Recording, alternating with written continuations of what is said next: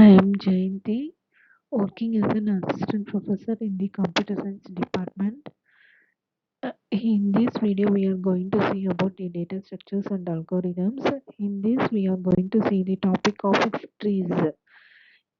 In the trees, we are having some basic concept of the trees. The tree data structure is formed on non-linear data structures, and it should be in the form of hierarchical manner, and it can be navigate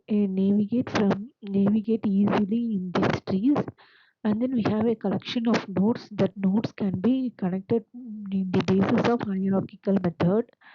And then here the top node of the tree is known as the root, and each node has have multiple child nodes, and these child will have their own child node, and again it forms a child node here in the pattern of recursive. And then here we are going to see how to organize the tree here. Basic terminologies are in tree data structures. Here we have the two nodes. That is, the first one is the parent node. The node which is the precursor of the node is known as the parent node. Okay, for example, if the first node is represented by B means again it forms nodes D and E. Here B will be the parent, is the parent node of D and E. And then here the child node, the node which has a immediate successor of the node is called as the child node.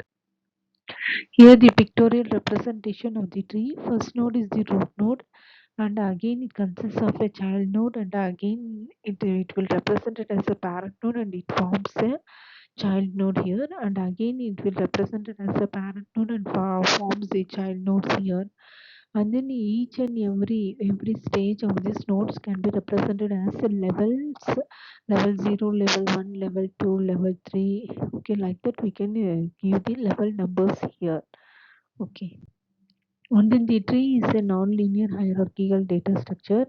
It comprises a collection of entities known as a node, and then it connects each node in the tree data, and these can be connected with edges, and these edges may be directional or unidirectional edges will be represented here.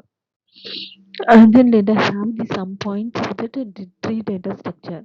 A tree data structure is defined as a collection of objects or entities known as the nodes that is linked together to represent here. A tree data structure in the nonlinear data structure at nodes, it doesn't store in the sequential manner here. And then a tree are arranged in multiple levels also here. And the topmost node is known as the root node. Each node contains some data here. And the data may be of any type. Any data types can be used here in these tree structures. And then the node contains the name of the employee, or type of the data would be the string here.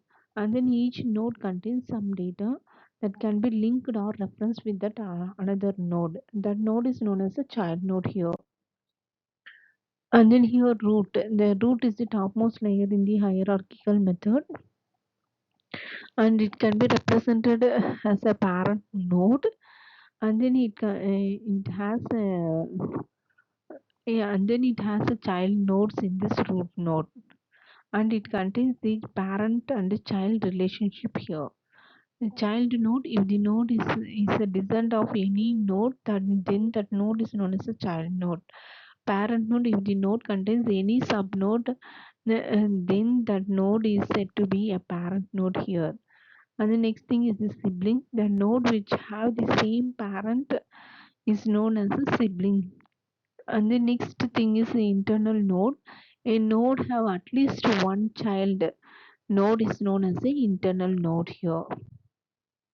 And the next thing is the leaf node. The node of the tree which doesn't have any child node is known as a leaf tree. Okay, it doesn't have any nodes after that node. And then here this leaf node can also be called as external node here. And the next thing is ancestor node. An ancestor node is any predecessor node on this path of the root node. And then the root node doesn't have any ancestor, then the tree which has shown above. And the next thing is the descent node. The inner successor of the given node is known as the descent of that node. In the above figure, that 10 will be represented as a descent node here. And then properties. In these properties, we can use recursive data structure here. The tree is known as a recursive data structure. A tree can be defined at recursively. It can be formed by using that root node. The root node of the tree contains a link and the root of that subnodes here. The leaf subnode is shown as in the yellow color in the next diagram.